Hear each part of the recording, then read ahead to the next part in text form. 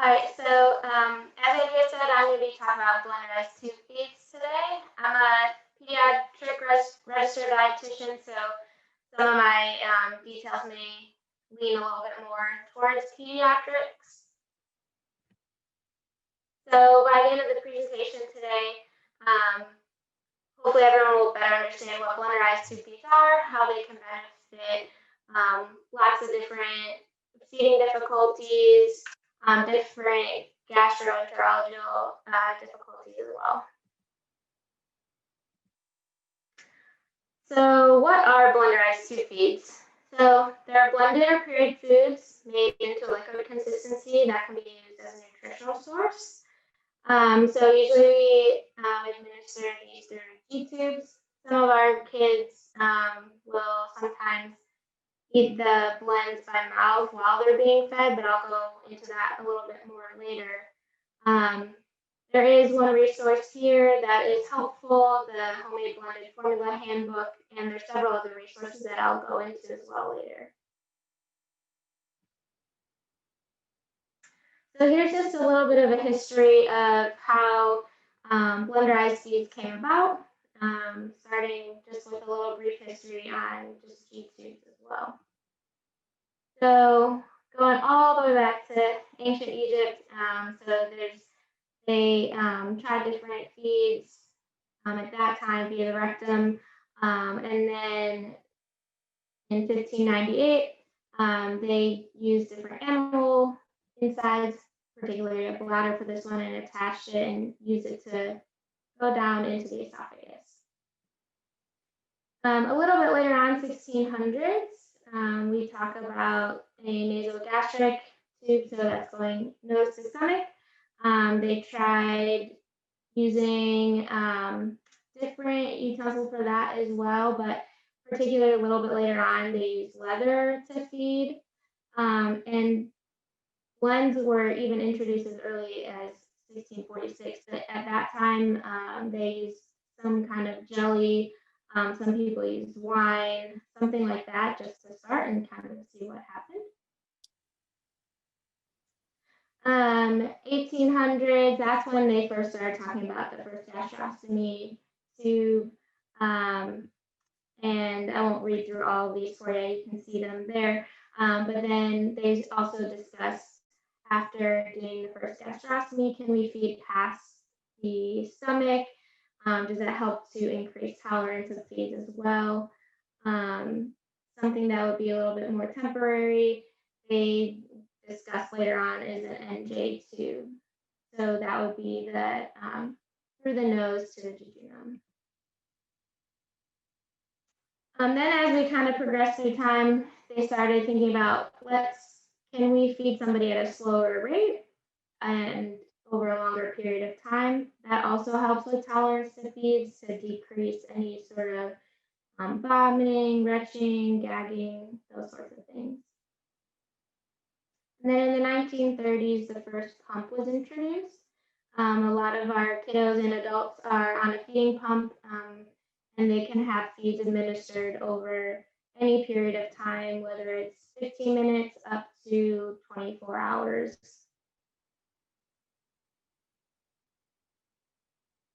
Okay, so lots of people ask me, what sorts of things can I blend? And several people are surprised when I say, really, you can kind of blend anything that you want, as long as it is that liquid consistency and it is able to go through a tube. Typically, we do suggest going through a 14 French tube. Sometimes a 12 French is just fine as well. It just kind of depends on how thin the consistency of the blend is. So if you can kind of think about what sorts of things that you have in your cabinet and your refrigerator, kind of going through the grocery store, each aisle, what would you typically make for yourself? And think about different meals in that way. And then you'll find shortly that we can blend almost anything to go through the tube.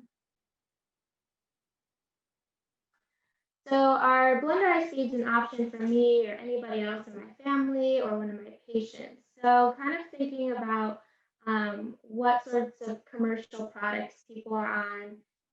Think about any sort of feeding intolerance that they may have. And um, for most people, the blenderized feeds do help a lot with any sort of diarrhea, constipation, reflux, like I said earlier, retching, gagging, any sort of feeding intolerance. And it is also helpful if you're transitioning from G2 feeds to solids by mouth. A lot of our kiddos are typically getting feeding therapy if they are medically able and safe to feed by mouth. They will receive feeding therapy to kind of help with that transition as well. Some other factors to consider: if we aren't able to tolerate a bolus feed, and we can only tolerate continuous feeds over a longer period of time, this may not be the best option for you, just typically due to the blends not being able to be outside, sitting out on the counter or sitting out in the feeding bag for over 2 hours. So like I said earlier, typically a 14 French size is required, 14 French and up. If it's a really little kiddo, usually we don't recommend blends until at least 1 year of age. Some other things to consider: do you travel a lot? Are you going to be able to store these blends so that they are not sitting out at room temperature for more than 2 hours time? So making sure that you do have the proper storage if you are going to be traveling. Then you may want to consider, having a commercial blend that you can have and take with you, and then maybe just doing blenderized feeds at home.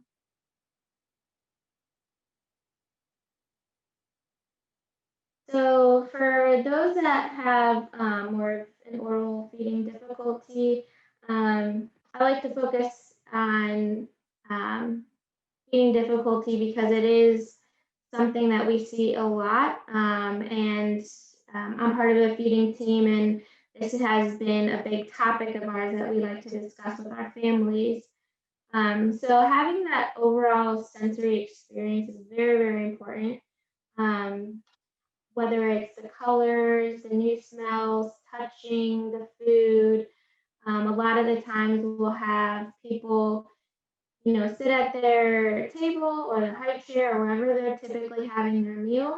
And as the blenderized feed is going in, we also would like for them to even lick a little bit of the blend before it goes in, or play with it on the table or on the tray, just to enhance that sensory experience, because a lot of times that helps people to become more comfortable with the feed and to be comfortable with being introduced to new foods if they are able to feed by mouth. Arielle, we're actually getting a little bit of feedback. Okay. Don thinks it might be if you could turn your computer volume down a little bit. It might be a little just. Sure. So sorry to interrupt. That's okay. Is that any better for you guys? That sounds a little bit better for me. Okay. Yeah, just let me know and I can adjust however I need.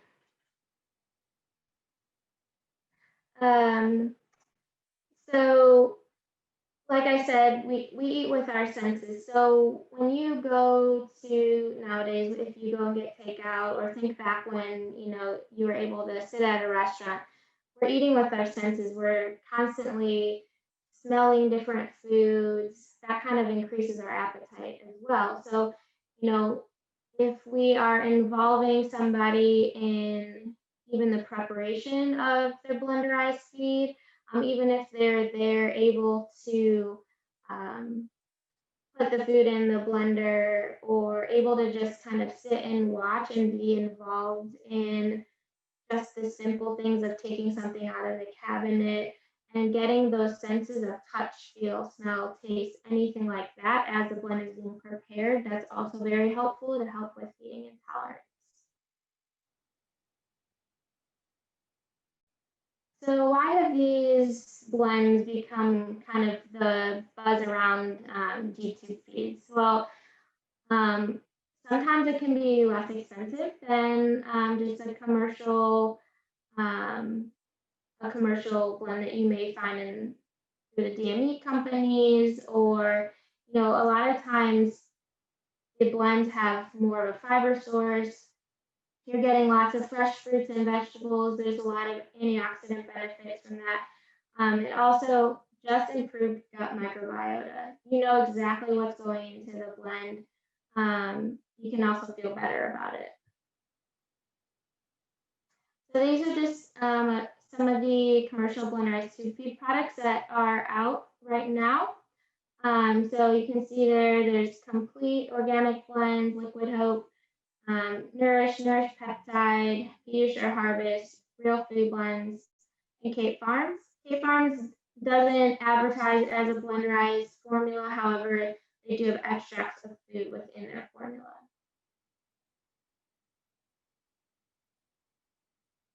Also to note, with the commercialized products, usually the hang time is about 8 to 12 hours, just based off of manufacturer's recommendations.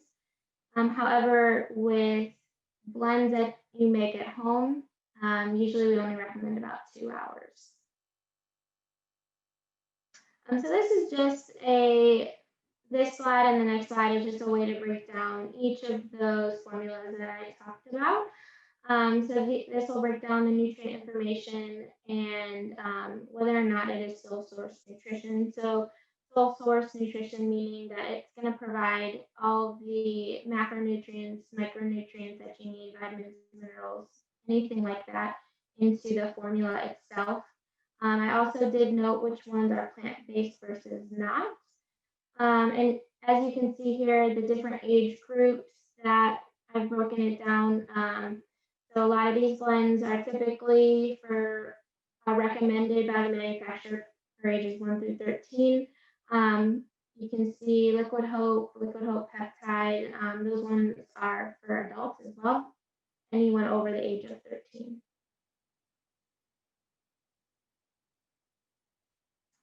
Here's the second slide I was talking about with the rest of the formulas.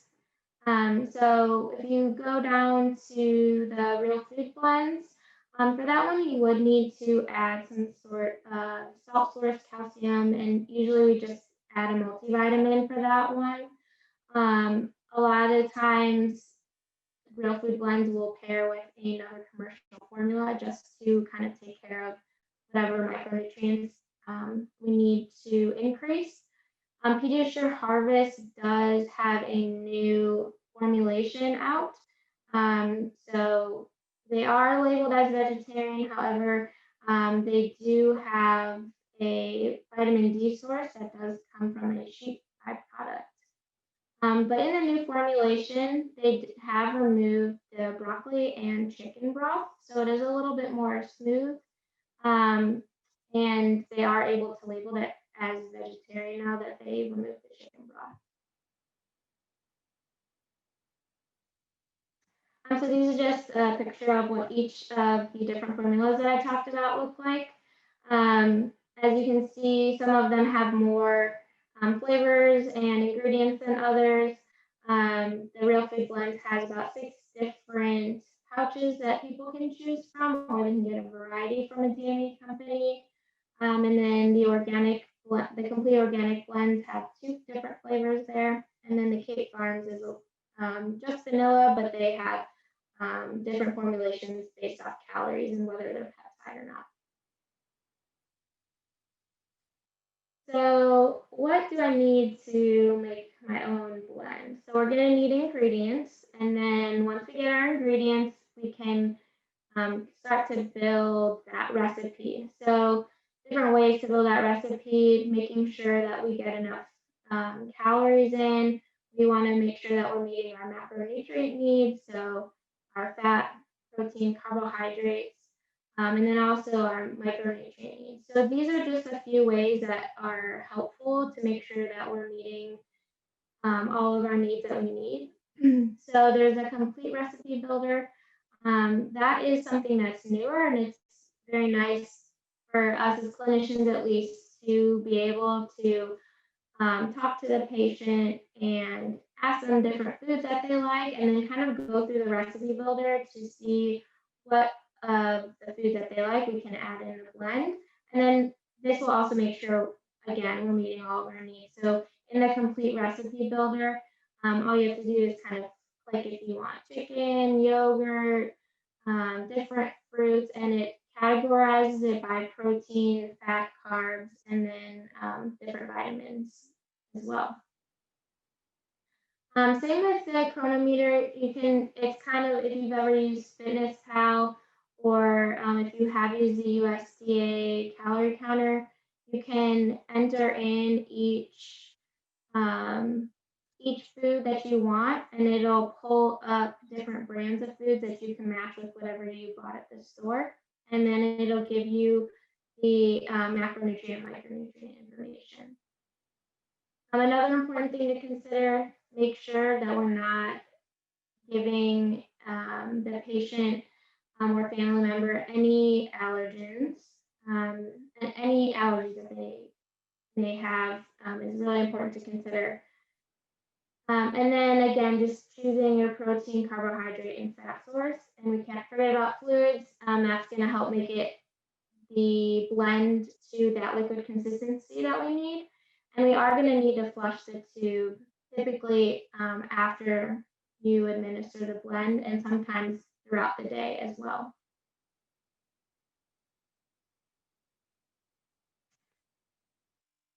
So these two pictures here at the bottom, the Boley bag and syringes. So these are two things that are going to be very helpful in administering the blenderized feed itself. So the Boley bag is great because you can put the whole blend in there. And then if you use those extension tips that you see with the purple, you can attach that to the end of the Boley bag and then to their G-tube site itself. And then you can either let gravity do its work, or you can kind of squeeze the Boley bag a little bit, and that's where the food will, that's when the blend will go through into the G-tube. You can also administer via syringe. Typically, depending on the volume that you're giving, you may need more than one syringe. You may be administering, let's say, 60 ml at a time, and then filling up that syringe again, and then pushing it through.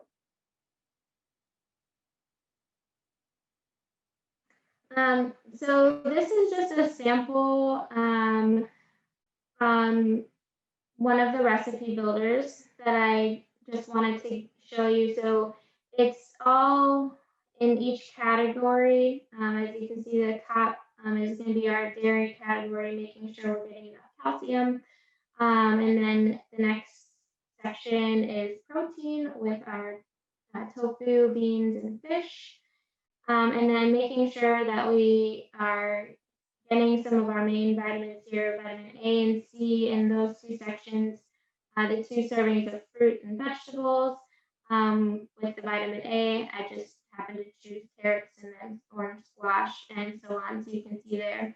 Now you can see at the end of the sample blend, we do have some supplementation, so that's when that vitamin D, salt, and calcium is added. And you can typically just add a little bit of salt, and then if you want to do multivitamin, that's fine too. So this is just a little bit more detail on our supplementation. So these are just a few examples that we typically use, especially in pediatrics. Flintstones, Nano VM is a powder, and then the Animal Parade Liquid Gold is obviously a liquid supplement. The Flintstones typically just crush it up really well, and you can administer that through with the blend as well.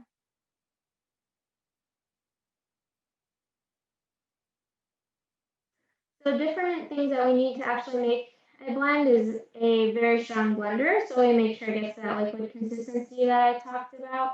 Some of the big ones that families typically will use is Vitamix or Blendtec. You will either need measuring cups and spoons. Sometimes people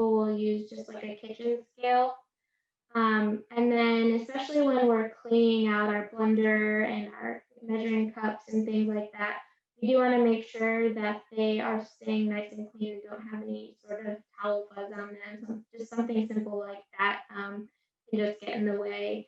So making sure you just have a dish rack, or if you have a different way of drying your utensils, with making sure that they stay nice and clean, that's fine too. And then these are just some, you know, if you look at the USDA guidelines, um, making sure that we're not keeping food in the danger zone, making sure we're cooking our meat, fish, poultry at the right temperature, and then, of course, especially now, washing our hands really well.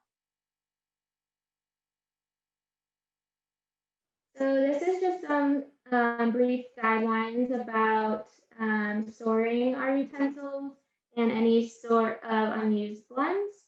We want to make sure that you either are blending for the whole day, or you can blend for each feed itself.